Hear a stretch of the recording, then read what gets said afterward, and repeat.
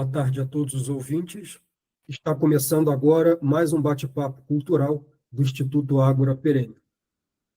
Antes de iniciarmos o nosso programa, quero anunciar a todos um novo curso online a ser lançado em agosto do Instituto. O curso tratará do tema de História da Filosofia e Filosofia da Ciência, e se chamará A Psicologia de Descartes e as Origens da Neurociência. O curso será organizado por mim e se encontra com inscrições abertas no site do Instituto. O curso irá tratar de um tema muito importante nos dias de hoje, que é o debate sobre a mente humana, a tecnologia e a neurociência. Faremos um apanhado introdutório sobre a filosofia da mente do filósofo francês René Descartes e destacaremos a sua relevância para a compreensão das principais correntes do debate contemporâneo da filosofia da mente. A quem se interessar por maiores informações, deixe o link de inscrição aqui embaixo na descrição deste vídeo. Aproveito também para pedir aos ouvintes que se inscrevam no canal do YouTube do Ágora e ative as notificações. Ajude a promover o trabalho de nosso instituto, que é uma associação sem fins lucrativos e não conta nem com patrocínios e nem com financiamento público. Este programa e podcast é mantido inteiramente pelo trabalho voluntário dos organizadores. E por isso, a quem se interessar, deixo também na descrição um link para contribuições voluntárias, podendo ser via Pix ou PayPal. A sua ajuda é muito importante para a continuidade do nosso trabalho. Bom, feitas essas considerações, vamos começar agora a nossa 13ª edição do BPC. Nesta edição do BPC, iremos tratar sobre poesia, a importância da educação poética, o valor estético da poesia lírica e épica, e a situação presente da poesia e as suas perspectivas no panorama nacional. E, para tratar sobre este tema, convidamos o poeta e crítico literário do Recife, Bernardo Souto. Bernardo Souto é poeta, crítico literário, professor de filosofia e tradutor. Atualmente ministra um curso online de introdução à poesia lírica. Boa tarde, Bernardo, tudo bem? Tudo bem, meu caro. É uma honra e um prazer participar do seu programa. Bom, vamos começar agora. Eu vou aqui fazer a primeira pergunta. A primeira pergunta está relacionada sobre a importância da poesia e da educação poética na formação literária, da formação pessoal. Por isso eu pergunto a você, Bernardo, por que ler poesia? Como ela pode melhorar a nossa vivência pessoal e a interação com a realidade? Certo, ótima pergunta. O poeta anglo-americano T.S. Eliot, né, ele falava que a poesia cria uma sensibilidade suplementar.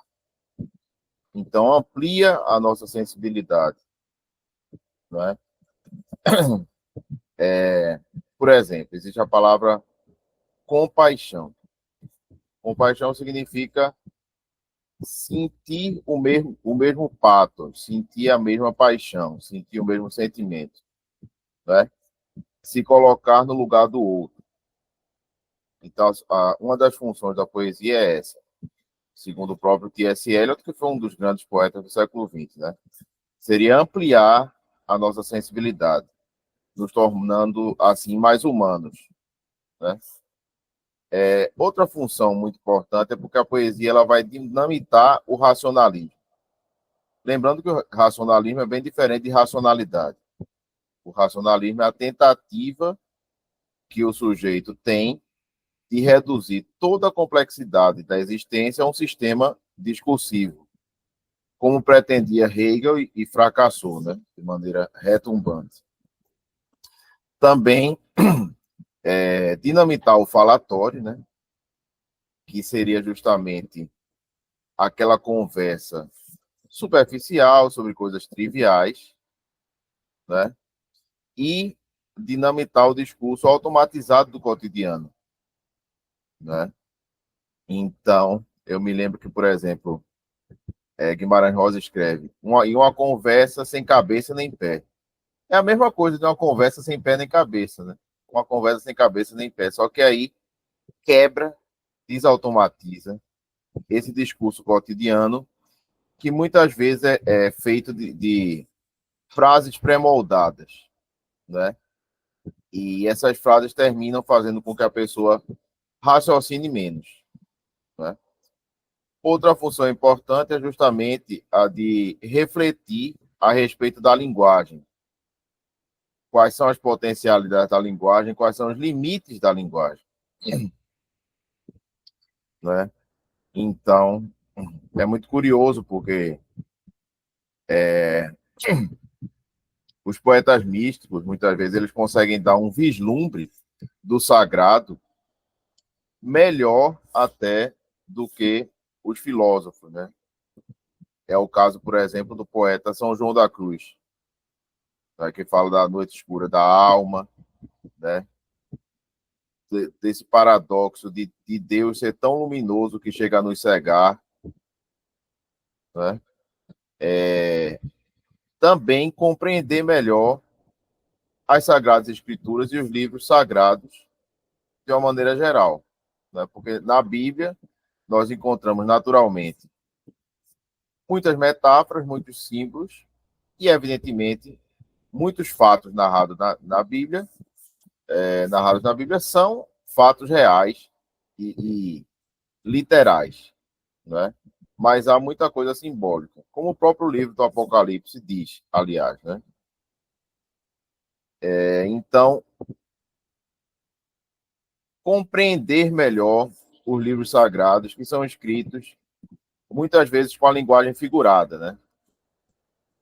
Que Vico vai chamar de linguagem mitopoética, né? E, finalmente, educar para o belo, educar para a beleza, para que o sujeito saiba distinguir o que é belo do que não é belo, né? Então, é mais ou menos isso. Perfeito. E eu até queria aproveitar para até fazer um relato pessoal sobre a minha experiência com a poesia, que o contato mesmo que eu tive com a poesia foi mesmo pelos livros-textos da escola, e foi de uma maneira muito deturpada, pelo menos pelo contato que eu tive durante a adolescência, na época do ensino fundamental e ensino médio. Eu acho que isso serve até como reflexão assim, para a maneira como é ensinado isso no nosso sistema educacional, que eu acho que é uma maneira muito deturpada, que é você apresentar uma perspectiva, eu acho, muito limitada, e essa questão de questões de Enem, né, de vestibular, né? Você Sim. passa uns versos, por exemplo, de Fernando Pessoa e pede para você interpretar, entendeu? Só que Fernando Pessoa é uma coisa que admite múltiplas interpretações, é um poeta de elevado hermetismo, e você pedir para responder uma questão de múltipla escolha de Enem, eu acho que é uma coisa muito limitante, muito reducionista. E eu noto, como experiência pessoal minha, isso acabou criando para mim uma certa raiva com a poesia, porque você meio que é como se você fosse induzido a interpretar a poesia segundo o que a questão manda. Quer dizer, Sim. Não existe nenhuma possibilidade de você ter uma liberdade de interpretar aquilo que você lê, que a poesia é isso, não é uma questão matemática, não existe uma resposta de item A, B e C, né, nesse sentido. Né? A poesia, ela é polissêmica, né? Então, um poema, quanto mais sofisticado for, sofisticado no sentido de ter riqueza estética, mais interpretações ele vai permitir. E quanto mais simplório o poema for, ele vai se aproximar mais e mais da linguagem automatizada do cotidiano e dos lugares comuns. Então, é um absurdo uma questão de múltipla escolha sobre poesia. Se for uma questão discursiva, não há problema algum. Mas uma questão de múltipla escolha realmente é algo bem lamentável, né? Uma questão de múltipla escolha a respeito de um poema. E foi a experiência que eu tive, né? Eu, durante muito tempo, tive essa resistência à poesia, a ler poesia por causa disso, né? Eu criei uma raiva de Fernando Pessoa, né? Para você ter uma ideia, né? E eu vou... Mas, claro, é o que você falou, são várias funções que você tem a poesia. É muito importante que isso passe a ser valorizado no nosso sistema educacional, né? Nesse sentido. Exatamente. Eu vou passar para a próxima pergunta aqui. A próxima pergunta vai ser com relação à definição dos principais gêneros poéticos, né? Que são os principais, são esses dois, seriam a poesia lírica e épica. Eu não sei se falta mais algum outro. Em geral, são os principais seriam esses dois, né? É lírica, épica e dramática, né? É dramática. Exatamente, que é o teatro antigo. E quais são as suas principais diferenças de estilo entre a poesia lírica, épica e a dramática nesse sentido? Bem, a poesia lírica é uma poesia voltada para a subjetividade, né? É uma sondagem do eu profundo, né? E de sentimentos não, digamos melhor, emoções nebulosas que ainda não têm forma, e a poesia vai dar corpo e forma a essas emoções que muitas vezes a pessoa não sabia sequer que existiam, não sabiam sequer que estava dentro dela, né? Então, nesse sentido, a poesia ela é libertadora, certo? A poesia lírica, como a gente estava conversando antes de começar o programa, ela nasce com Orfeu, né?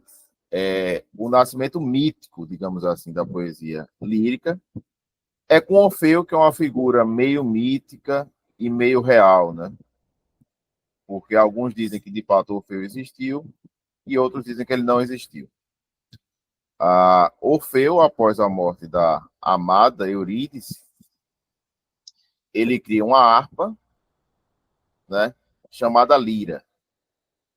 A lira é um instrumento muito parecido com a harpa, e tem um som dolente, melancólico, e aí ele começa a compor versos em homenagem à mulher amada que faleceu. Daí a poesia lírica, muitas vezes, tem um tom nostálgico, melancólico, por conta disso. É claro que existem também poemas líricos mais luminosos, mas são poucos, né? No caso de um Otto Wiltmann, de um Basho, poeta japonês, né? Mas a maioria da poesia lírica realmente é um pouco melancólica, tem esse viés melancólico, né? A poesia épica é a poesia voltada para o objeto, para o exterior, né? E a poesia épica ela é narrativa. Então, a poesia épica quase sempre conta a história de um herói civilizacional e de um herói inteiriço, né? Então, pleno de coragem, pleno de honradez, né? Pleno de destemor. Então, a poesia lírica, a poesia épica se volta para o objeto, né? E é uma poesia narrativa. Embora a gente encontre, vez ou outra, pequenos diálogos dentro da poesia épica, né? E pequenos trechos que lembram muito poemas líricos ali entranhados, como se fossem pequenas ilhas de lirismo dentro da poesia épica, né? A épica, então, ela é predominantemente antiga, né? O último grande poema épico da humanidade, muito possivelmente, são os Lusíadas de Camões, né? De Luís Vaz de Camões. Mas Camões se baseou, sobretudo, em Virgílio, cujo mestre era Homero, né? Então, depois, alguns teóricos da literatura dizem que o romance ele surge de maneira nítida a partir do século XVII com Cervantes. E aí o herói do romance já vai ser um herói com a alma fragmentada, com a alma cheia de fissuras, né? E o próprio método desaparece para dar lugar à prosa. Então, o romance ele seria um fenômeno muito típico da Idade Moderna, né? Que começa ali por volta do final do século XVI, certo? E, além disso, nós temos a poesia dramática, que é o teatro, né? Porque antigamente o teatro ele era metrificado, tá? é mais ou menos a partir do Renascimento que o teatro ele vai deixando de ser um teatro metrificado e vai passando a ser um teatro em prosa, né? O teatro de Shakespeare, por exemplo, é um teatro misto, né? Um teatro que usa o verso e a prosa. E a principal característica da poesia dramática é o conflito e a tensão, né? Além do diálogo, é claro. Então, são esses três tipos de poesia, basicamente. E é interessante esse ponto que você falou, essa gradual ascensão da prosa, que passou a praticamente ofuscar o brilho da poesia, né, nos períodos medievais antigos, né? Sim, Praticamente desde a modernidade vivemos a era da prosa nesse sentido, né? sim, exatamente. E assim, até por uma questão de curiosidade, você nota alguma relação da ascensão da prosa com esse desencantamento do mundo, com essa mecanização industrial das relações humanas, que é a marca da modernidade nesse sentido? Sim, sem dúvida, porque dentro da poesia épica, uma visão mítica do mundo era praticamente obrigatória, né? E as grandes potencialidades do homem, o heroísmo do homem era muito ressaltado. Hoje o herói virou uma coisa que não faz mais sentido para as pessoas. É o anti-herói também, né? Tem o anti-herói. Exatamente. É o anti-herói e as pessoas já não acreditam mais no heroísmo. Embora continue existindo, né? O São Maximiliano Kolbe, por exemplo, é um grande herói, né? Mas tem a ver, sim, com essa perda de esperança que veio justamente, que surgiu justamente ao mesmo tempo em que surgiu uma visão de mundo antropocêntrica, né? Do homem sendo a medida de todas as coisas. E aí o romance ele vai falar exatamente desse homem com a alma já fragmentada e cheio de dúvidas, né? O que não quer dizer que não existam romances brilhantíssimos como os de Dostoiévski, né? A gente sabe que existem, mas a gente percebe ali que o homem ele já deixou de acreditar em si mesmo e ele já se distanciou demasiadamente de Deus, né? Perfeito. Eu vou passar agora para a próxima pergunta. Em seu curso que você organiza, Certo. você chegou a ressaltar a importância não só dos gêneros literários, poéticos antigos e tradicionais, como Uhum, também de algumas expressões específicas do modernismo, né? Por uhum. exemplo, você menciona que dentro do modernismo existem dois movimentos literários de vanguarda que possuem valor estético, que são Sim. o expressionismo e o surrealismo. Por quê? Uhum. Veja, o expressionismo ele vai falar do lado sórdido e doloroso da existência humana. O expressionismo ele nasce basicamente dentro da comunidade judaica que já estava começando a ser perseguida de uma maneira criminosa, né, pelos proto-nazistas, né? Tanto é que boa parte da família de Kafka termina sendo assassinada em campos de concentração.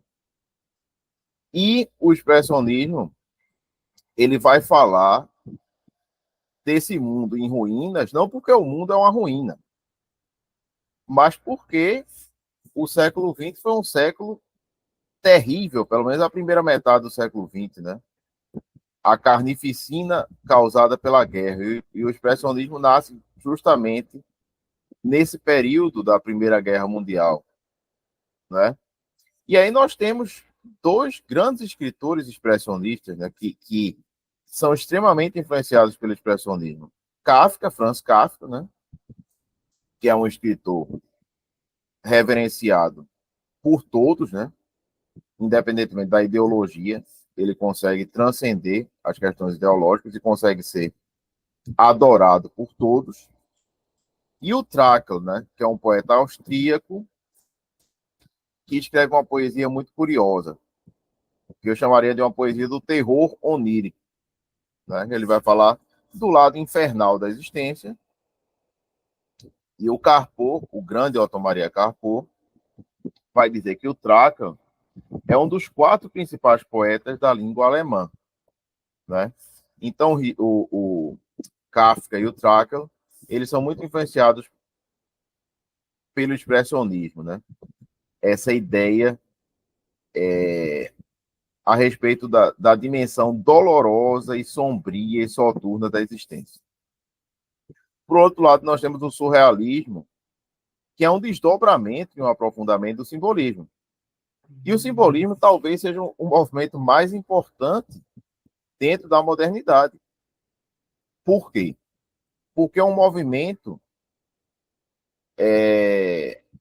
que se volta para a espiritualidade. Né? Quer dizer, a arte simbolista é uma arte completamente voltada para a espiritualidade. Claro, às vezes é uma espiritualidade um pouco gnóstica, um pouco, digamos assim, herética, seja lá o que a gente queira falar. Mas, de qualquer maneira, os poetas simbolistas se voltam para a espiritualidade e alguns deles são claramente cristãos, como, por exemplo, o Alfonso Guimarães. Né? E o surrealismo, então, vai falar desse mundo onírico, certo? Vai falar a respeito do que Platão chamaria de delírio das musas, né? Quer dizer, aquela poesia febril dos profetas, né? A linguagem febril dos profetas. Então, quando a gente observa, digamos que a gente vai ler o Apocalipse. E aí depois a gente lê um poema de Murilo Mendes que tem elementos surrealistas. A gente vai notar que existe uma semelhança entre o livro do Apocalipse e esses poemas, né? Porque o profeta é meio febril. Inclusive, na antiguidade, a palavra vate era usada para designar o poeta e o profeta. Não havia uma separação. Você usava vate para falar do poeta e do profeta, porque as coisas se confundiam. O poeta era o profeta e o profeta era o poeta. Né? É por isso que tudo que Tiresias fala, por exemplo, ou que Merlin fala, eles falam de maneira poética e enigmática. Né? E, além do mais, o surrealismo ele vai influenciar escritores que são extremamente importantes. Eu vou citar 2 escritores brasileiros, Murilo Mendes e Jorge de Lima, né? Que são escritores que fazem parte dessa corrente espiritualista da poesia brasileira. Ambos católicos, né? E ambos tinham aquele lema, se eu não me engano, de Pio X, né? Que seria resgatar a humanidade em Cristo, né? Ou redimir a humanidade em Cristo. E aí eles falam redimir a poesia em Cristo, né? Então, quer dizer, a influência do surrealismo sobre esses poetas é muito forte, né? Então, por isso a vanguarda surrealista ela tem importância. Agora, as demais vanguardas realmente foram estúpidas, né? Completamente estúpidas. O futurismo, por exemplo, é uma coisa completamente idiota, porque propunha uma ruptura completa com o passado. Né? O expressionismo, não. O expressionismo, a gente já nota uma espécie de proto-expressionismo em Macbeth, de Shakespeare, em peças como Macbeth. Né? E o surrealismo a gente já nota no Apocalipse, por exemplo. Embora aquelas visões elas sejam reais, né, são ditas de uma maneira simbólica, né, são expressadas de uma maneira simbólica, mas são coisas reais. Pelo menos para mim que acredito. Né? Para quem não acredita, aí paciência, problema de quem não acredita no negócio. Então é mais ou menos por aí. E Qual seria a expressão importante do expressionismo no Brasil, de poeta expressionista? Veja, é, Augusto dos Anjos, ele possui alguns traços expressionistas, né? E é um poeta muito grande, né? Tanto é que Carpo, depois de 5 anos vivendo no Brasil, perguntaram a ele quais foram os escritores que tinham impressionado mais, né? Que o tinham impressionado mais. E ele falou de Machado de Assis e Augusto dos Anjos, né? Porque Augusto dos Anjos tem realmente aquela poesia do ritmo encantatório, né? Uma poesia de fácil memorização, né? Todo aquele sortilégio verbal, né? Então, Interessante. seria mais ou menos E isso aí. aqui eu tenho descoberto, desde que eu cheguei aqui na Espanha, muitos autores vinculados à geração de 98 e até convergem um pouco com esses movimentos que você falou, do simbolismo. Eu tenho Uhum. lido, desde que eu cheguei aqui, bastante o Antônio Machado, né? Sim, sim. É um grande poeta, é um grande poeta. A poesia espanhola é muito forte e tem uma característica muito distintiva, né? Que é a solaridade. É Hum, uma poesia predominantemente solar e apolínea, né?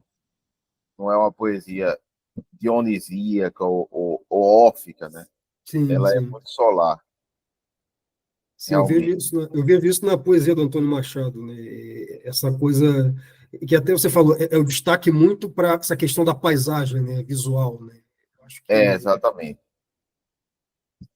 No caso seria a Fanopeia, né? E ele Panopeia, dialoga isso. muito perto com a grande poesia popular, né? Com a poesia popular autêntica e legítima, né? E a gente sabe que a Espanha é um país regido pelo fogo, né? O vestido vermelho das dançarinas, né? As touradas, né? A própria bandeira é da cor do fogo, né? Então, é bem interessante. Já Portugal não, é o contrário, né? Ao contrário, É o fado, é a melancolia, é a tristeza. Não que isso não seja bonito, também é bonito. É como se fosse o Sol versus a Lua, né? Portugal seria a Lua, sim, sim. a Espanha é o Sol, né?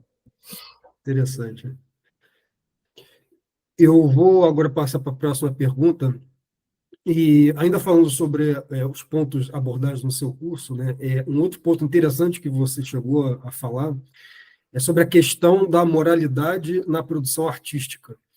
Você chegou a mencionar que o valor de uma obra artística não deve ser reduzido somente a critérios morais, né? E um exemplo de autor que você cita justamente tem um poeta vinculado, né, ao simbolismo que você mencionou, é o Uhum, Baudelaire, e uhum, que ele foi capaz de produzir obras de grande qualidade, mesmo sob ataques, né, da crítica moralista de sua época de serem imorais, né? Então, a uhum. pergunta a ser feita é: em que sentido podemos separar um juízo estético, né, do juízo moral? Certo, é uma pergunta altamente complexa, mas eu vou tentar respondê-la, tá? Então, no caso de Baudelaire ele é tido como o principal precursor da escola simbolista, né? Ele basicamente funda o simbolismo com aquele poema dele, Correspondências, né? Que sempre há uma correspondência entre as cores e os sons, né? Entre os aromas e a visão, né? Então, o Baudelaire, ele a sinestesia ela já existia, porque você encontra na Divina Comédia, por exemplo, um verso assim: era um lugar surdo de todo lume, ou seja, era um lugar surdo de toda a luz. Só que assim, quem consolida a existência da sinestesia é o Baudelaire, né? Então, quer dizer, a contribuição dele à modernidade é muito grande. Eu não diria modernidade, eu diria a contribuição dele à poesia dos, do, dos últimos séculos, tá certo? Então, Existe uma parcela da obra de Baudelaire que é pseudo-satanista. Porque quem já leu poesia de verdade sabe que quem já leu poesia satanista de verdade sabe que Baudelaire não é satanista. Satanista seria o Leopoldo Paneiro da Espanha. Aí é satanista, né? Jodorowsky é satanista, né? Porque fala de coisas aqui que eu não vou nem falar. Porque se eu falar, o vídeo vai ser derrubado e a gente vai começar a vomitar aqui. Então, poesia satanista é outra história. Aquele satanismo de Baudelaire é uma coisa muito light e teatral, né? Uma coisa de poser. É uma pose de satanismo. Teria ironia também? Tem um pouco, né? Tem um pouco, porque ele era muito provocador e Baudelaire era um sujeito muito imaturo, né? Ele era um grande artista, mas ele era muito imaturo, ele foi sustentado pela família a vida inteira, né? E o que é engraçado é que quando ele morre, o quarto dele fica cheio de padres, né? Quer dizer, no fundo, aquilo era uma grande brincadeira para ele, né? Baudelaire era um eterno adolescente. Agora, um cara de uma inteligência muito fora do comum, né? Que mudou os rumos da literatura universal. Né? Porque talvez o movimento mais importante dentro da modernidade seja o movimento simbolista, ao lado do barroco. Só que o barroco ele ainda traz muitas características da literatura do medievo, né? Enquanto que o simbolismo não. O simbolismo ele só nasce ali no século XIX, tá? Então, a moralidade deve ser uma consequência e não uma busca primária, tá certo? Porque, por exemplo, se a gente achar que a moralidade ela deve ser uma busca primária, a gente não vai ler escritores ateus de altíssima qualidade, como, por exemplo, Graciliano Ramos, Joseph Conrad, né? O próprio Drummond, tá? O Bernard Shaw, que é um escritor, um teatrólogo, que possuía um senso de humor extremamente refinado, né? Inclusive era muito amigo de Chesterton, né? Os dois pensavam o oposto a respeito da vida, mas continuaram amigos. E quando o Chesterton morre, inclusive o Bernard Shaw, ele fica arrasado, né? Ele chora muito e entra numa crise depressiva, mesmo sendo ateu e mesmo tendo uma visão de mundo completamente diferente da de Chesterton, né? Outra coisa também em relação à moralidade seria a catarse, tá? Então, digamos, a personagem do romance, ela comete uma ação criminosa e aí o leitor canaliza esses impulsos para a personagem. Então é como se ele se vingasse através da personagem. Tá entendendo? E aí a catarse teria um papel de purificação. Isso é muito nítido dentro da tragédia grega, né? Em que o herói ele ainda é grandioso, mas ele comete crimes quase sempre, né? Depois vem a redenção, mas a redenção é uma coisa muito dura e às vezes é trágica, né? O destino dele é trágico. Aliás, quase sempre é trágico, né? Temos também a verossimilhança, que seria justamente a congruência entre a literatura e a realidade, né? Então, digamos o seguinte: se uma pessoa mata outra pessoa, existe um motivo. Ou é porque ela é psicopata, ou ela tem alguma doença mental, né? Ou então é uma vingança, certo? Ou pode ser um acidente, mas não existem 1000 possibilidades. Então, digamos, no Curtiço é muito curioso, porque o Romão, o João Romão, ele é incapaz de apertar a mão das pessoas, que é uma coisa completamente imbecil isso aí, porque um traficante, ele chega na favela e abraça a filha e dá um brinquedo para a filha, né? Às vezes distribui bujões de gás, né? Então, quer dizer, o escritor ele não deve, digamos assim, não deve trair a estrutura da realidade, né? Não deve fingir que a estrutura da realidade não existe. Agora, ele deve falar também da existência da maneira mais completa e complexa possível, né? E aí a existência também é cheia de fenômenos inexplicáveis, né? De fenômenos misteriosos, tá? Como os terremotos, as tsunamis, essa coisa toda. E os teólogos até conseguem explicar, mas sempre vão continuar sendo questões muito, digamos assim, de explicação dificílima, né? Então, eu acredito basicamente nisso, que a moralidade ela é algo que deve ser uma consequência da obra, né?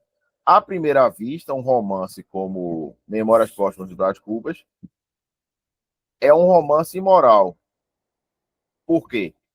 Porque narra a história de um sujeito hedonista, fútil, frívolo, né? O típico brasileiro. Só que assim, ele acaba se dando muito mal no final, né? Ele morre de uma maneira extremamente amargurada. Então é como se ele fosse castigado pela vida fútil que ele teve. Mas o Machado de Assis era agnóstico, né? Não chegava a ser ateu, mas era agnóstico. Então, no curso eu falo isso muito mais para que as pessoas elas tenham certo cuidado. Porque muitas vezes existem até escritores de esquerda que escrevem bem, porra. Quer dizer, Graciliano era de esquerda, escrevia bem, Drummond também, Alden também, né? Então é para que esse sectarismo diminua um pouco. Foi por isso que eu falei, né? Essa questão da moralidade. E eu noto, por exemplo, até voltando ao Baudelaire, que tem uma poesia que mais me chamou a atenção dele, é Hino à Beleza, e aquilo foi uma coisa impressionante. Está na Flores do Mal. Essa Sim, sim, poesia realmente é uma coisa, um efeito meio catártico, né, que você falou, exatamente. mas que expõe realmente essa questão da... Porque o Baudelaire também tem uma dimensão esteticista também, né? Não sei se me Sem, corrija se eu estiver enganado, que essa questão do belo enquanto belo, né? Então, independentemente de ser bom, não importa se é bom ou mal, é belo, né? Eu acho que a exatamente. mensagem por trás da, da, da poesia dele, eu acho que encontrar beleza por trás até do terrível, do grotesco, né? É exatamente isso, né? É o que o Vitor Hugo vai chamar de belo grotesco, né? Eu sempre gosto de dar um exemplo, que é o seguinte: o cara pode pintar um quadro de um monstro, mas aquele quadro é tão bem feito, tecnicamente, que passa a ser belo, né? Assim como as estátuas da Medusa. A Medusa em si é um ser horrendo, mas se o escultor é muito bom, ele transforma aquilo ali em algo belo, né? Então a arte tem esse mistério. Eu me lembro até do que uma professora minha dizia, né? Que ela chegou na faculdade com a roupa toda colorida. E aí uma colega minha perguntou assim: por que é que você se veste dessa maneira tão colorida? Aí ela falou: porque as cobras mais belas e mais coloridas são as mais venenosas. Aí existe isso, né? Muitas vezes, aquilo que é muito belo traz essa ambiguidade, né? É muito curioso, porque, digamos assim, as grandes modelos, né? Elas, evidentemente, são belíssimas, mas, assim, em geral, são pessoas de uma limitação intelectual incrível, né? Porque eu acho que Deus distribui os dons muito bem. Seria muito injusto, né? Uma mulher lindíssima, ainda inteligente, bondosa. Então, Ele distribui bem essas coisas. E, em linhas gerais, o que caracteriza uma poesia de boa e má qualidade estética? Poderia enumerar exemplos de obras? Certo. Então, digamos assim, a primeira característica seria a atemporalidade. A poesia precisa passar pelo filtro do tempo. Tá certo? Então, os sonetos, por exemplo, de Shakespeare, de Petrarca, de Camões, eles atravessaram o filtro do tempo, né? Eles eram considerados poemas muito bons, né? Ali no século XVII, e continuam sendo considerados poemas muito bons, certo? E esses autores, além do mais, são extremamente estudados por grandes críticos literários, né? A universalidade, que é justamente a capacidade que a poesia tem de fazer sentido em qualquer lugar do mundo, seja no Brasil, na Indonésia, na China, na Rússia ou nos Estados Unidos. Quer dizer, aquela poesia se torna comovente e tem um efeito estético interessante em qualquer lugar do mundo, tá bom? Temos também a questão da força imaginativa do poeta. E aí eu vou citar o caso de Jorge de Lima. Porque o caso de Jorge de Lima é muito curioso, né? Jorge de Lima, ele tem 3 livros místicos. Tempo e Eternidade, A Túnica e Consúltio e Anunciação e Encontro de Miraceli. São poemas, muitas vezes, que lembram os salmos, que lembram os discursos dos profetas bíblicos. E ele tem uma força imaginativa enorme. Ele cria imagens de uma criatividade, assim, assombrosa.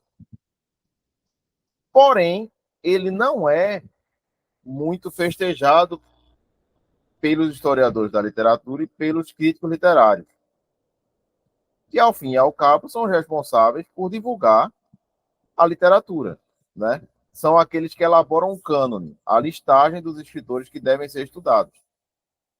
E aí você tem, por exemplo, um poeta como Drummond, que é um bom poeta, mas assim, não tem a mesma força imaginativa de Jorge de Lima, nem de Murilo Mendes. Então aí começa a haver algo que é perigoso. Por quê? Porque o poeta ele deixa de ser divulgado porque possuía uma visão de mundo cristã. A grande verdade é essa. Certo? Então, assim, os poetas que possuem uma visão de mundo cristã, eles são pouco divulgados, porque digamos que 90% dos críticos literários, eles são ateus e são socialistas. Então, eles não gostam dessa poesia mais mística, enigmática, e pior, não querem divulgá-la, né? Então, isso é uma coisa muito séria que acontece, né? A estupidez, né, de quem acha que religião é superstição, aquele papo furado que a gente já conhece, né? E até um grande exemplo de poeta que cai desse ser mal visto assim, é o poeta Cruz de Souza também, né? É Sim, ignorado. sim. Exatamente, tanto é que o movimento negro não fala de Cruz de Souza. Cruz de Souza era filho de escravos, foi adotado por uma família rica, recebeu uma educação excepcional, mas tinha uma visão de mundo mais cristã, mais mística. E aí, apesar de ser negro, ele é menos negro que os outros, né? Ele não merece ser destacado, porque ele não faz poesia panfletária, né? Porque a poesia dele é uma poesia que tem uma dimensão espiritual, transcendental, aí deixa de lado. E esse pessoal também não entende, porque assim, aquilo que é mais complexo, essas pessoas não conseguem entender. Elas só conseguem entender merdas como Oswald de Andrade, né? Que tem uma piada, não é poema, uma piada que diz assim: infância. O netinho achou os óculos do vovô dentro da latrina. Quer dizer, foda-se. Que negócio idiota. E o cara virou um rei, né? Virou um rei dentro do Brasil. Aí temos também a singularidade estilística, né? Ou seja, a voz do poeta ela precisa ser um pouco diferente da dos outros. Isso é muito fácil de observar na pintura. Digamos, você vê um quadro de Van Gogh, né?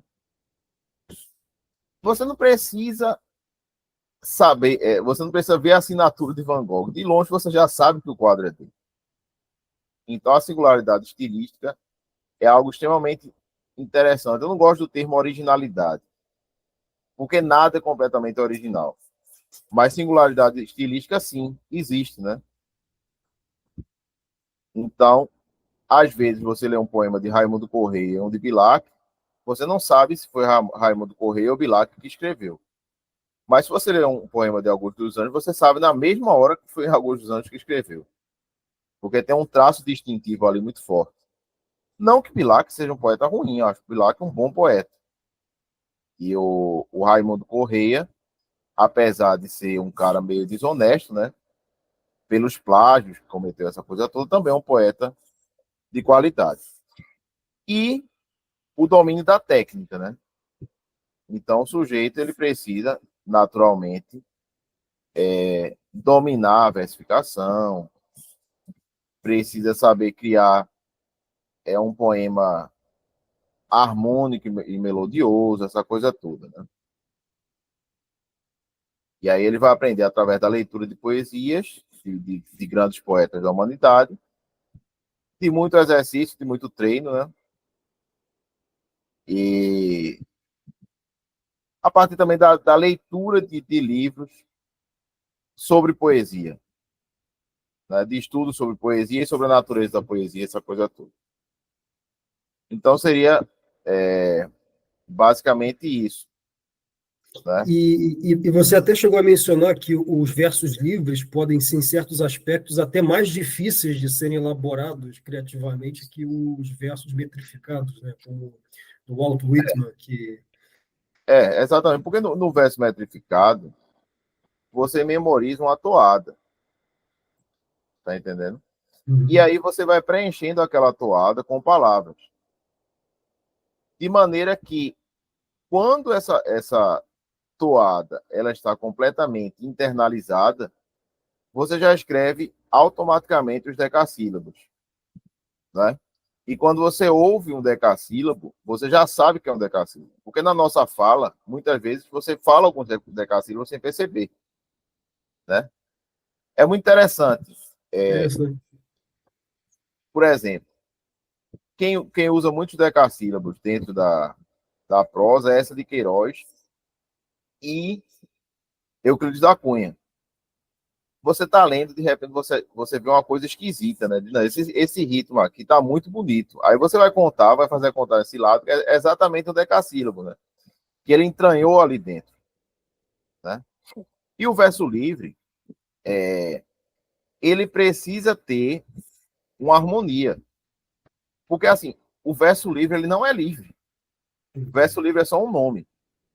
Assim como os índios não são os habitantes da Índia, né? Os índios são os primitivos habitantes do Brasil, seja lá como for, mas não são os habitantes da Índia. Então, quando a gente fala de versos livres, o verso não é livre, porque assim, o bom verso livre, ele tem várias características, né? Ele tem anáforas, tá certo? Ele tem elos sonoros muito significativos entre as diversas partes do poema, tá? É muito raro um verso livre que use rimas tradicionais, consoantes, né? Então, quer dizer, o verso livre ele termina, às vezes, sendo até mais difícil de ser escrito, né? E aí você percebe quando a pessoa faz um verso livre e estudou metrificação e quando ela faz um verso livre qualquer. Por quê? Porque quando ela faz um verso livre sem estudar metrificação, o ritmo ele se torna algo asqueroso, é um ritmo que fere o ouvido o tempo inteiro, né? E o verso livre de Manuel Bandeira, de Augusto Friedrich Schmidt, né? E de Fernando Pessoa, não. São versos livres que têm um ritmo. Tem uma musicalidade, né? Exatamente isso. Né? Então, é nesse sentido, né? E aí, Os versos livres, eles, de certa maneira, eles foram incorporados à poesia por Walt Whitman, mas se você for prestar atenção, os salmos já são poemas em versos livres, entendeu? Agora, os salmos, eles têm o influxo do Espírito Santo, né? Então, eles não são poemas apenas de Davi, né? Então, para quem acredita, como eu e como você, existe ali uma influência do Espírito Santo naquela escrita, né?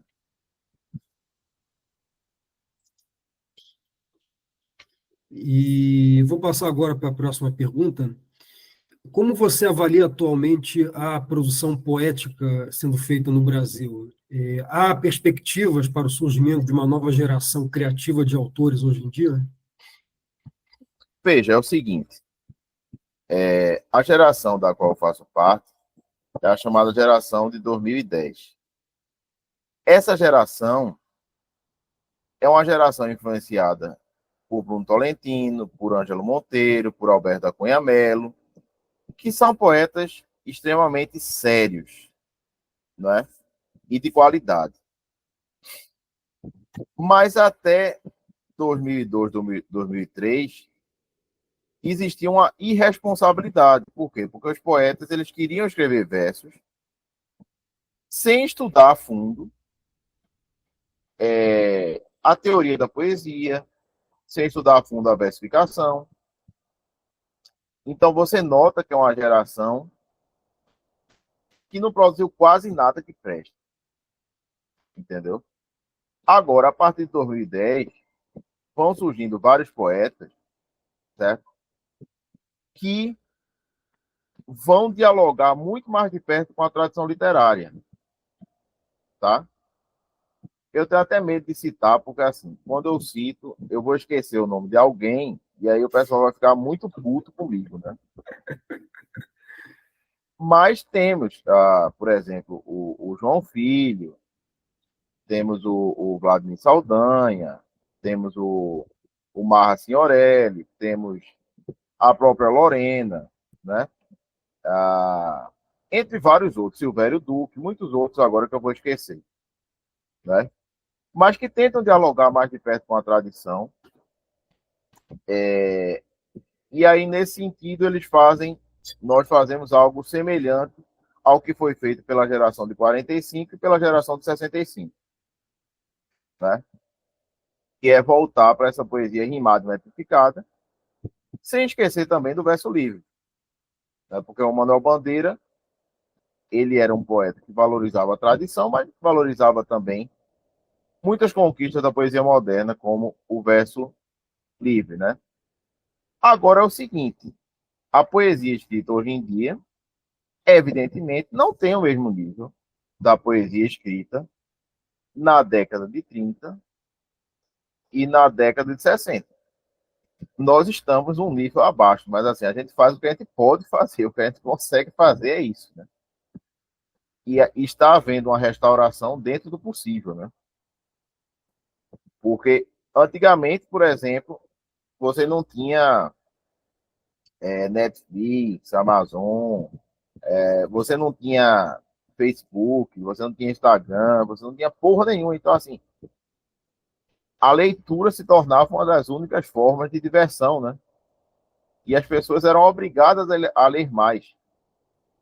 Elas não viam séries de televisão. Elas liam um conto ou um romance para se divertir. E aí elas, naturalmente, conseguiam escrever coisas melhores do que a gente escreve, né? Mas acho que a geração da gente está fazendo o possível, sim, né? E aos poucos, se Deus quiser, né, com a ajuda dele, vai haver uma restauração da cultura brasileira, né? Sim. Eu acredito, tenho essa fé de que a cultura brasileira, sei lá, daqui a uns 50 anos, ela volte a ser o que já foi, né? Porque a geração de 30 é uma geração de uma riqueza imensa. Sim. Né? Você tem na mesma geração Graciliano Ramos, Zé Lindo Rego, Érico Veríssimo, Cecília Meirelles, né? Drummond, Murilo Mendes, Jorge de Lima. Quer dizer, uma geração extremamente rica, né? Então é mais ou menos por aí, sabe? Uhum. E como você avalia o legado deixado hoje pela Semana Modernista de 22 no Brasil? Veja, o problema do pessoal de 22 foi o seguinte: os líderes dessa revolução eram pessoas muito novas, muito imaturas, tá entendendo? E aí queriam uma ruptura completa com o passado. Eles alegam que queriam uma literatura genuinamente brasileira. Só que isso, Gonçalves Dias já tinha feito, José de Alencar já tinha feito também, né? Talvez a única contribuição, que eu acho uma contribuição muito periférica, seja a adoção de alguns termos coloquiais. Mas isso aí já surgiu antes do modernismo. Com Lima Barreto, você já tinha a adoção desses termos coloquiais e de uma linguagem, de um português mais brasileiro, vamos dizer assim. Então a gente já encontra isso em Monteiro Lobato, já encontra isso em Lima Barreto, então nem isso eles fizeram de bom, né? E o principal mentor da geração de 22 foi Marinetti, né? Que fundou o futurismo. E a premissa básica do futurismo é a seguinte: é que apenas as coisas do presente, né, do tempo presente, elas têm valor, né? É aquela ideia positivista altamente estúpida, né, de que tudo que é do passado é obsoleto, não serve mais. E aí a geração de 22, ela fracassa de uma maneira retumbante, né? E basicamente ali você só tem poetas que não eram diretamente vinculados à geração de 22, que tinham qualidade, né? Como Cassiano Ricardo, Guilherme de Almeida, né? Que não participaram do movimento. E o próprio Manuel Bandeira, né?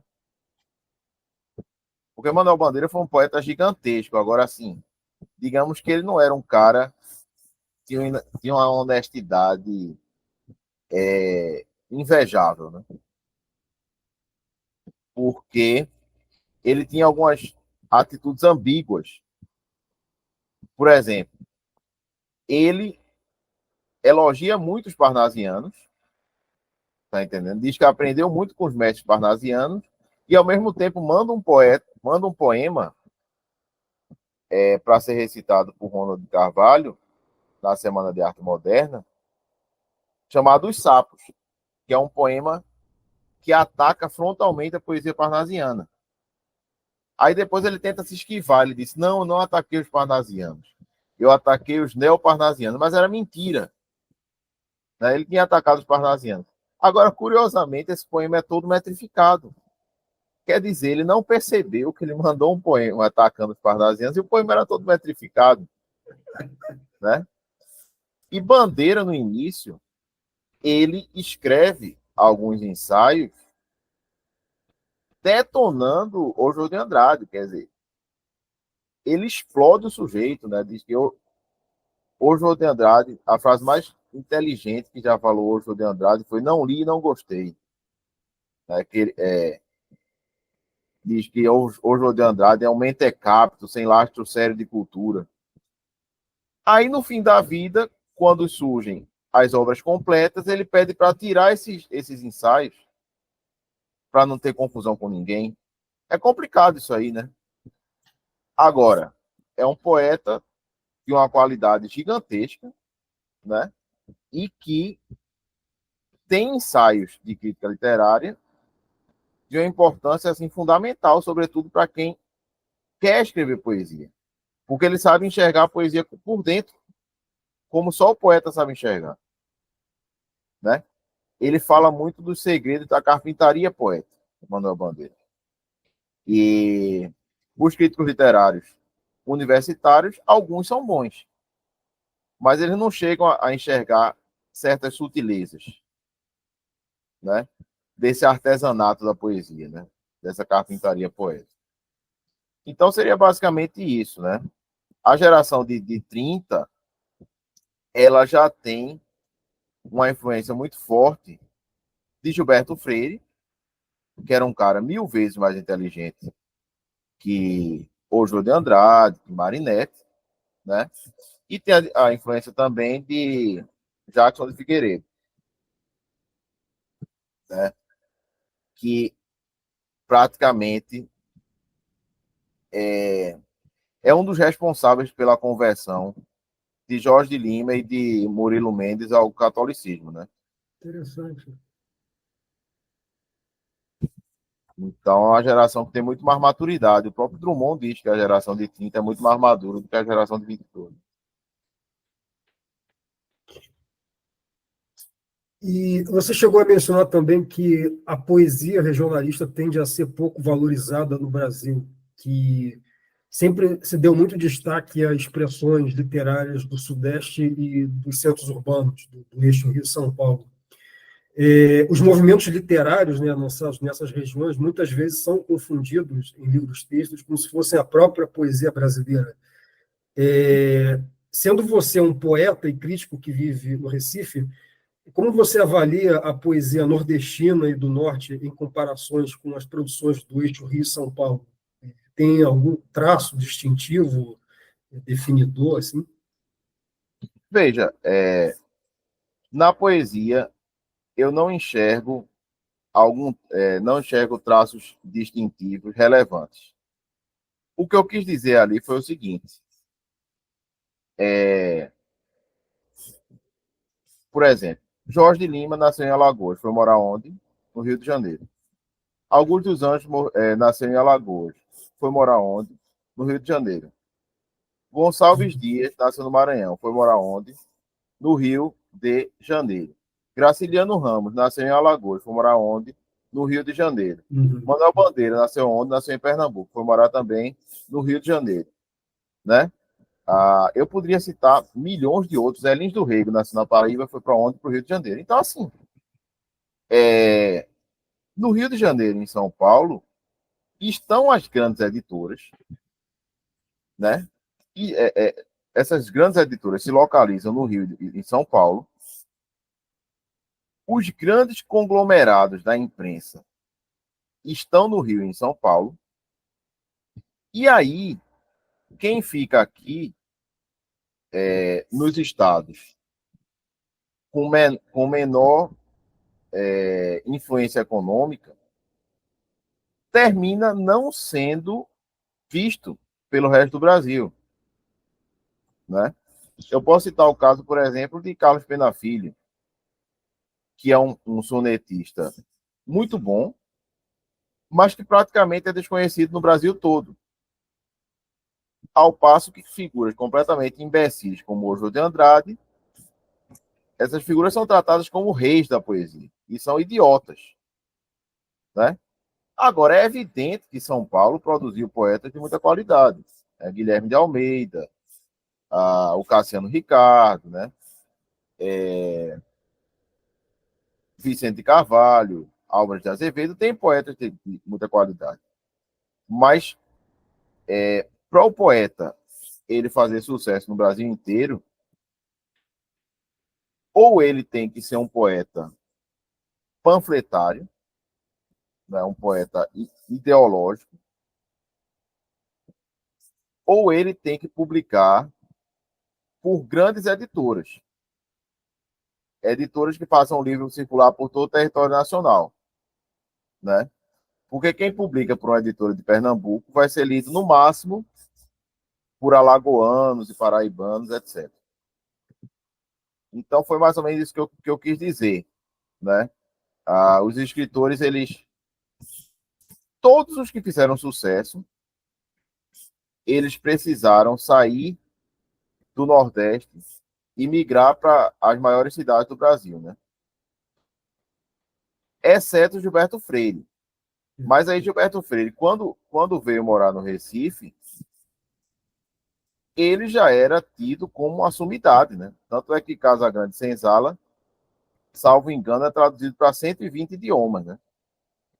E ele também ganhou vários títulos de doutor honoris causa, né?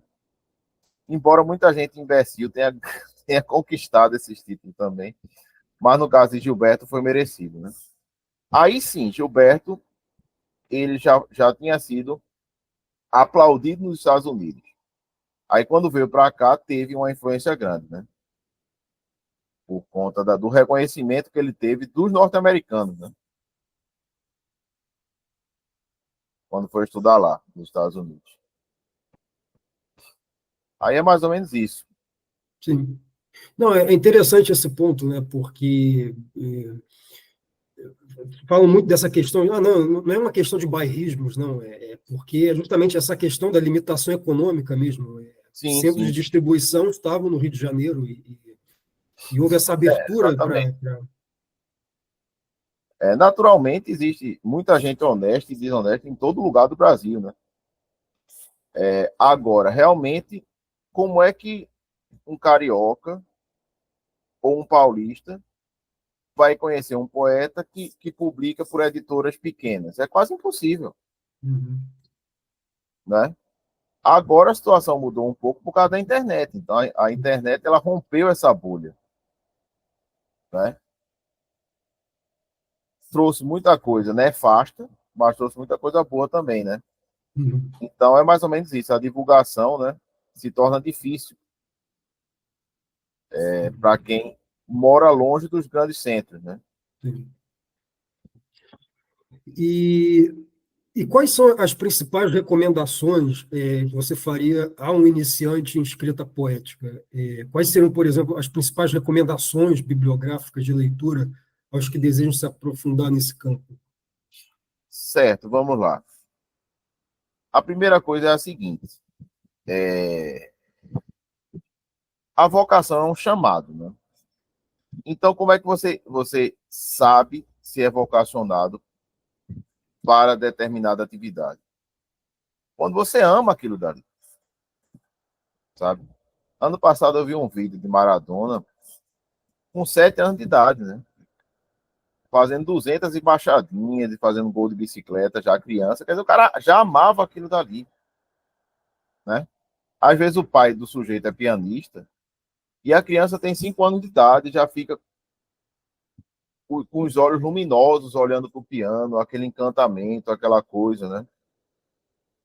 E ela já começa a tocar mesmo sem saber, porque ela quer aquilo dali desde cedo, né? Muitas vezes também a vocação ela nasce depois, né? Como foi o meu caso.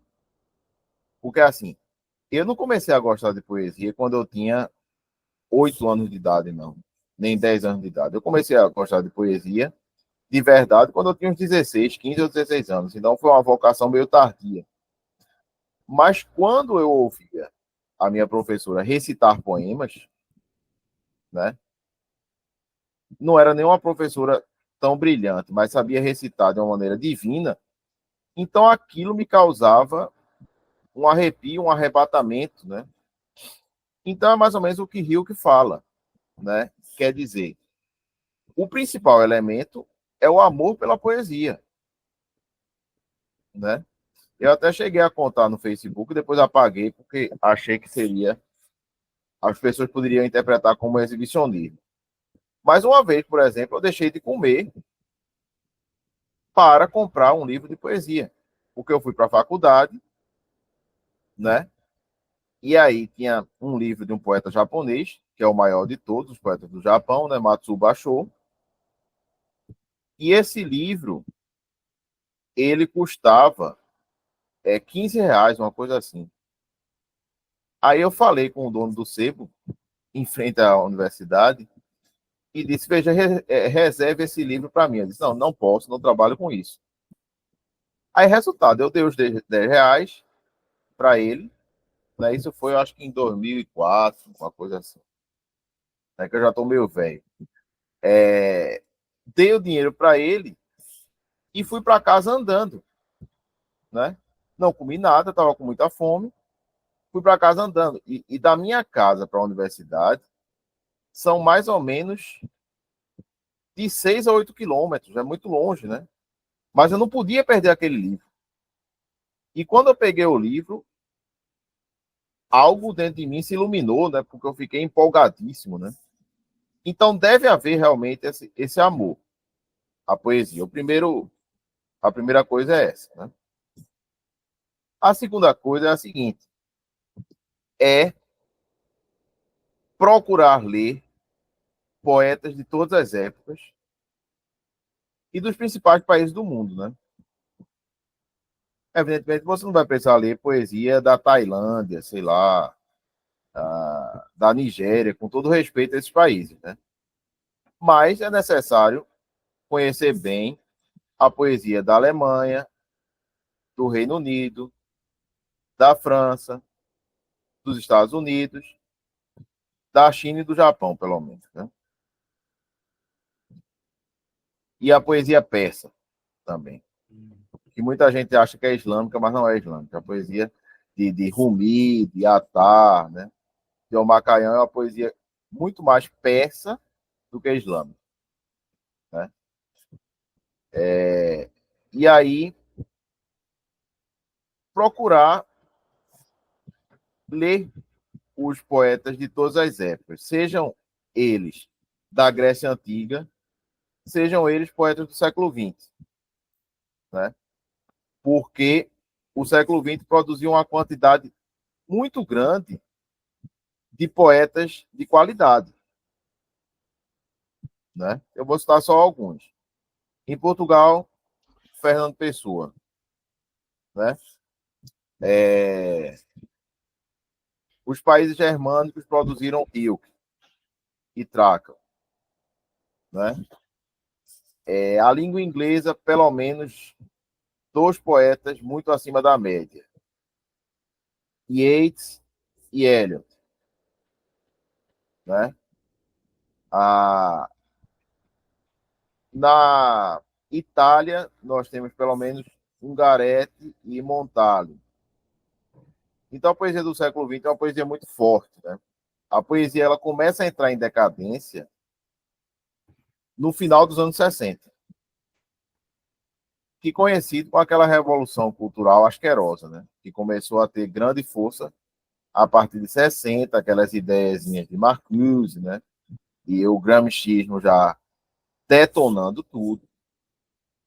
Aí a poesia entra em declínio, a música entra em declínio, a pintura entra em declínio, a escultura entra em declínio, até a religião entra em declínio. É um negócio realmente assim, diabólico, né? Tem um amigo meu que diz assim, que Marx ele é mais perverso do que o diabo, entendeu? Porque o diabo não foi capaz de causar um mal tão grande, né? Claro que ele diz brincando, mas o cara realmente a devastação que ele causou foi uma coisa assim, né? Reduzir a existência ao aspecto econômico, tudo ao aspecto econômico, pelo amor de Deus. É um negócio assim asqueroso, né? Mas vamos voltar para o que eu estava, para a pergunta, né? Para não fugir muito da questão. Então, assim, eu vou recomendar 5 livros, tá? A literatura brasileira através dos textos de Marçom Moisés. Por quê? Porque neste livro, o Marçom Moisés vai selecionar de 12 a 14 poemas de todos os poetas da língua. Desde os poetas que escreveram no século XVI e até no século XV, tá? Até os poetas que escreveram em 1989, 1991. E aí nós temos 2 livros que ele escreveu que são fundamentais: a literatura brasileira através dos textos e a literatura portuguesa através dos textos. Então é natural que cada um se identifique mais com um grande poeta. Aí tanto faz se a pessoa vai gostar mais de Cruz de Souza ou de Manuel Bandeira, porque os dois são grandes. O que a pessoa não pode é gostar mais de Cida Pedrosa ou então de Ana Cristina César ou de Paulo Leminski, né? Que são poetas de baixa qualidade. Agora, se ela preferir Cecília Meirelles a Castro Alves, ou então se ela preferir, sei lá, Gonçalves Dias a Augusto dos Anjos, pouco importa, porque todos são grandes, né? O que ela precisa é ser influenciada por gente grande, por poetas de grande qualidade, né? Pelos chamados poetas canônicos, tá?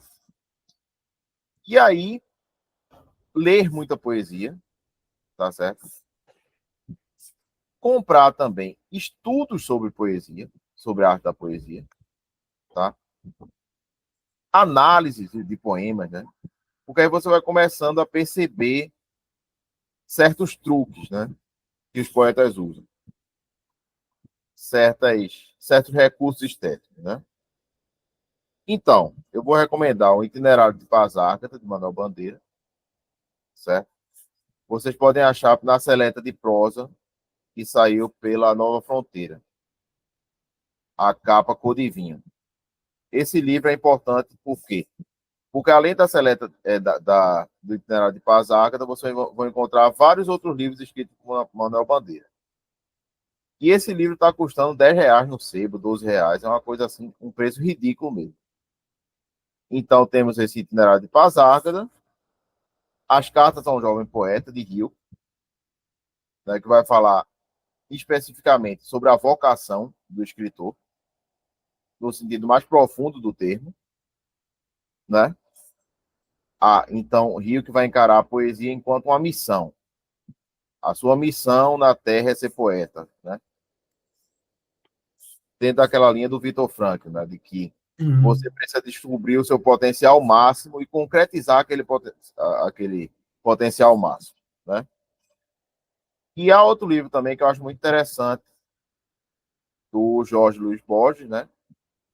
Que, sem dúvida, é o maior escritor da Argentina de todos os tempos. E, na minha opinião, é um dos 2 ou 3 maiores da América Latina também. E esse livro se chama Esse Ofício do Verso. São conferências que o Borges fez numa universidade da Inglaterra e que foram transcritas, né? Então, eu recomendaria esses 5 livros, né? Esses 2 de Márcio Moisés, O Itinerário de Paz Árcata, Cartas a um Jovem Poeta, de Rio, e Esse Ofício do Verso, de Borges. Em relação a tratados de metrificação, o melhor tratado de metrificação que existe em língua portuguesa ainda é o de Manuel Said Ali, que se chama A Versificação Portuguesa, certo? Saiu pela editora Edusp. Hoje em dia está custando uns R$300, né? Para o pessoal explorador demais. Mas talvez vocês consigam achar o PDF dele. E quando eu digo que é o melhor, até Manuel Bandeira diz que é o melhor também, né? Esse de Manuel Said Ali. Inclusive, o Said Ali, ele foi professor de Manuel Bandeira. Então, é um sujeito de uma erudição espantosa, né? Então, é basicamente isso, né? Eu acho que esses livros são suficientes para que a pessoa comece a estudar poesia de uma maneira aprofundada.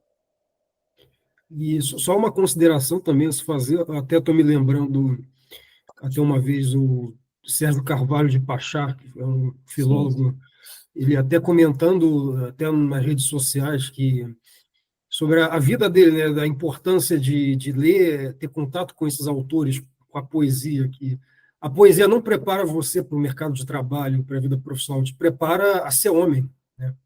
A Sem dúvida. ter uma vida completa, né?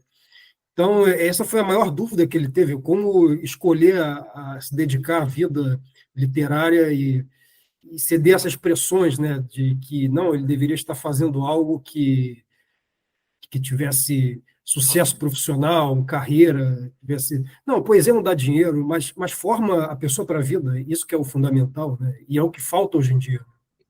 É exatamente, e às vezes a poesia, ela aproxima muito a pessoa do sagrado, entendeu?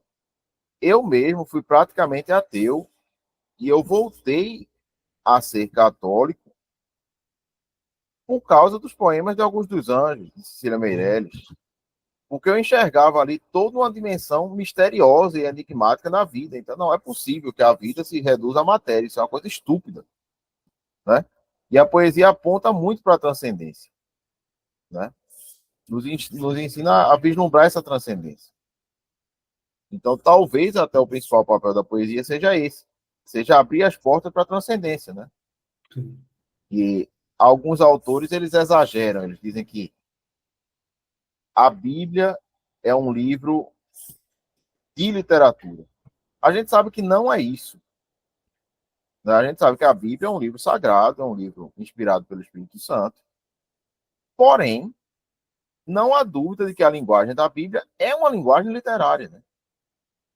Você vai encontrar ali todos os recursos que são usados na poesia. Metáforas, anáforas, paralelismos, metonímias, alegorias, né? Símiles, tudo, né? Você vai encontrar que faz parte da linguagem poética e da linguagem literária, de uma maneira geral, né? Então, a poesia é uma espécie de ponte para o sagrado também. Claro, eu estou falando aqui da grande poesia, né? Eu estou falando de Dante, de Leopardi, de Shakespeare, né? De Camões, não estou falando de qualquer Mertin, estou falando da poesia de alta qualidade, né?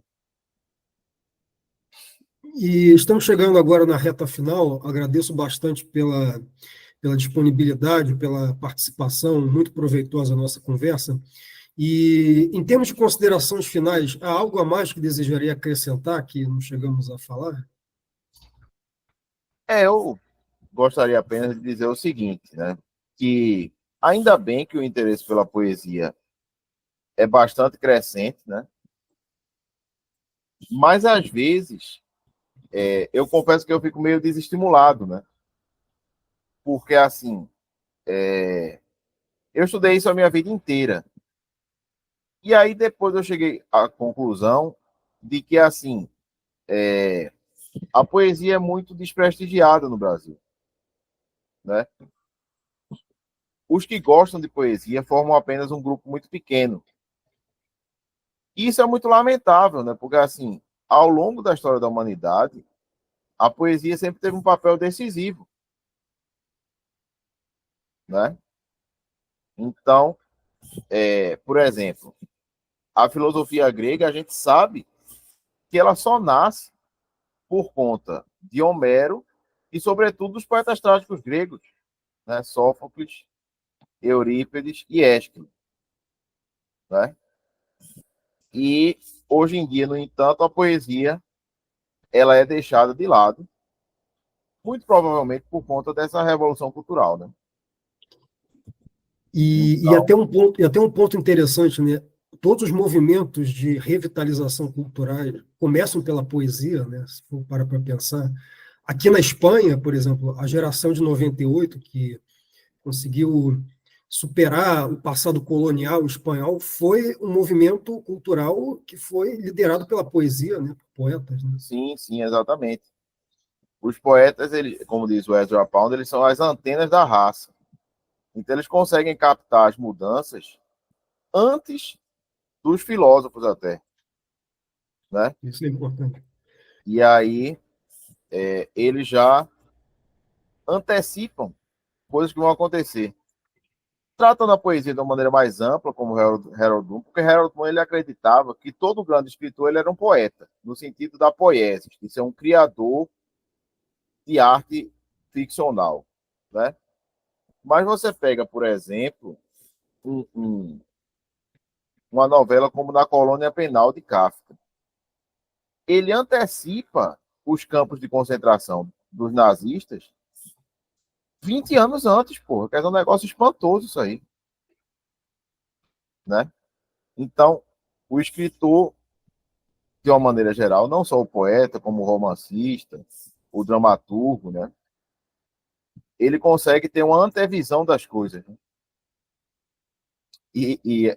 Chega a ser espantoso, porque um livro como 1984, tudo que está no livro está sendo realizado. Pô. Então, o negócio assim é Exatamente. impressionante, né? Mas é Exatamente. exatamente tudo que está ali está sendo realizado. E o pessoal, na época, achou, não, isso aí é exagero, isso aí é uma coisa idiota. Aí agora a gente está vendo que o George Orwell estava coberto de razão, né? E aí eu peço também para o pessoal se inscrever nos meus cursos online da Hotmart, tá certo? Porque ser poeta não é fácil do ponto de vista financeiro, né? É gratificante, muito gratificante escrever, mas do ponto de vista financeiro não é uma coisa que dá futuro, né?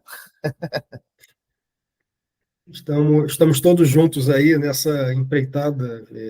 Essa atividade cultural é uma atividade árdua, mas tem efeitos a longo prazo para o país. Realmente, Exatamente, exatamente. não devemos nos desanimar. É isso que eu queria Exato. dizer. Bom, conversamos aqui com o poeta e crítico literário professor Bernardo Souto. Então, muito obrigado pela nossa conversa. Então, até a próxima. Muito obrigado pelo seu convite, né? Gostei muito de participar do seu programa e que Deus o abençoe. Muito obrigado. Deus abençoe. Até mais. Até mais. Falou, pessoal. Até a próxima.